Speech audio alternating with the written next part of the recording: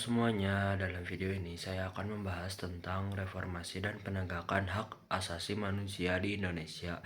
Tema ini sangat penting karena HAM adalah hak dasar yang harus dijaga oleh negara. Dan era reformasi menjadi titik balik upaya meningkatkan perlindungan hak-hak tersebut.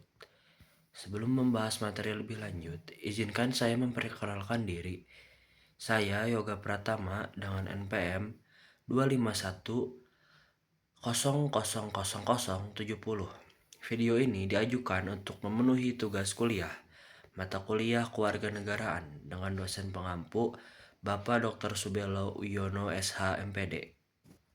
Yang pertama, di sini ada pengertian reformasi. Reformasi adalah proses perubahan besar yang terjadi di Indonesia pada tahun 1998 setelah berakhirnya rezim Orde Baru. Perubahan ini merupakan respons terhadap krisis politik, ekonomi, dan pelanggaran HAM yang terjadi sebelumnya. Tujuan utama reformasi adalah membangun pemerintahan yang demokratis, menegakkan hukum, menjamin hak asasi manusia, serta mewujudkan transparansi dan keadilan dalam kehidupan bernegara. Lalu, latar belakang munculnya reformasi.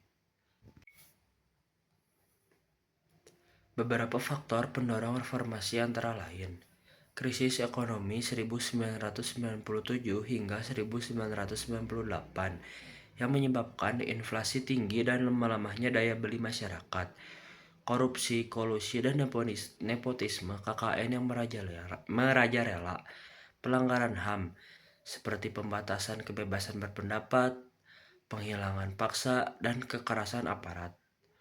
Tuntutan mahasiswa dan masyarakat untuk perubahan menuju negara yang lebih demokratis. Lalu ada reformasi dalam bidang HAM.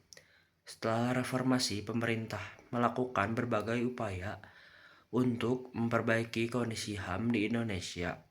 Di antaranya, yang pertama, pembentukan lembaga dan aturan HAM.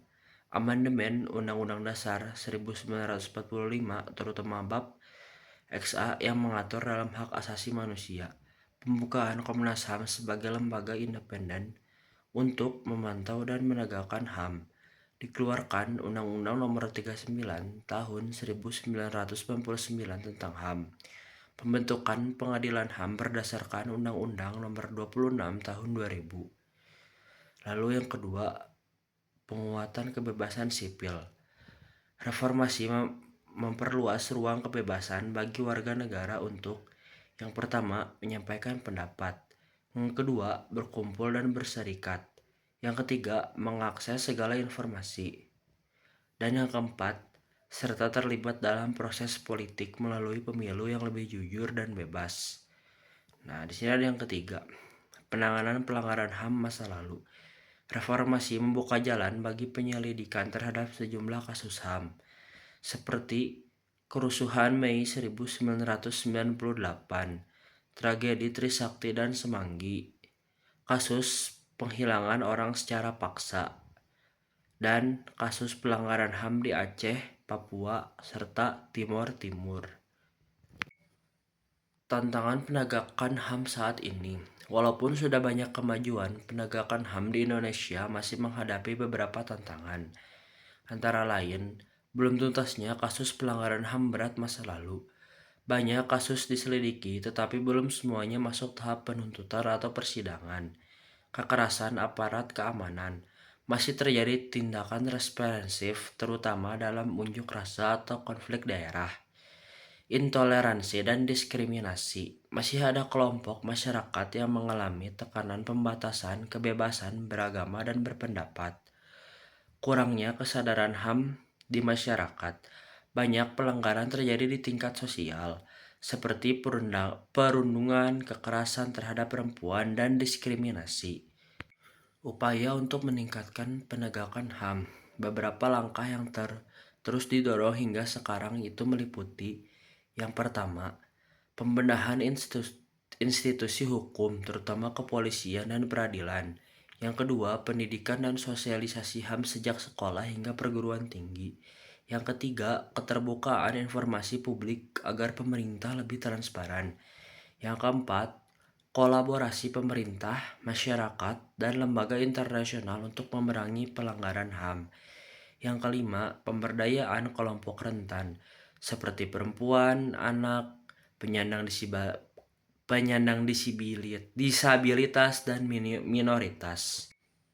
Kesimpulannya, Reformasi 1998 menjadi titik awal penting dalam perjalanan demokrasi di Indonesia.